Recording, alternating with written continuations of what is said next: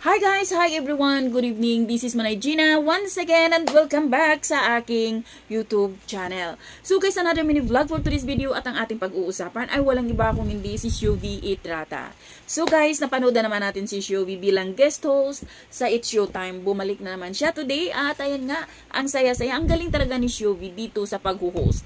Kahit baguhan lang siya, makikita mo sa kanya yung kanyang potensyal sa pag-hosting at maraming ang nagsasabi na nakakaaliw at nakakatuwa siyang panoorin.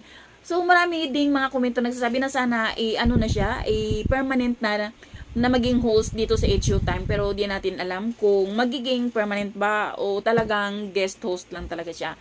So makikita mo dito guys sa PBB Collab na talagang busy sila. Isa na dito si Shuvi na talagang nasa kanya ang spotlight pala. Kasi nga 'di ba sobrang busy niya, kahit saan siya iniimbitahan siya. Kasi ang dami niya talagang racket ngayon. At yun naman ang gusto ni Shuvi kasi meron siyang pangarap talaga na mabilihan ng bahay ang kanyang pamilya. Siguro nga bless si Shuvi dahil nga mabait naman din kasi na bata si Shuvi. At talagang yung goal niya talaga para sa pamilya niya, para sa mga kapatid niya. At ayan, nasa kanya na yung spotlight. Sana pag-ingatan ni Shuvi na hindi kaagad mawala. No? So yun lang guys, and thank you for watching. Bye, God bless everyone!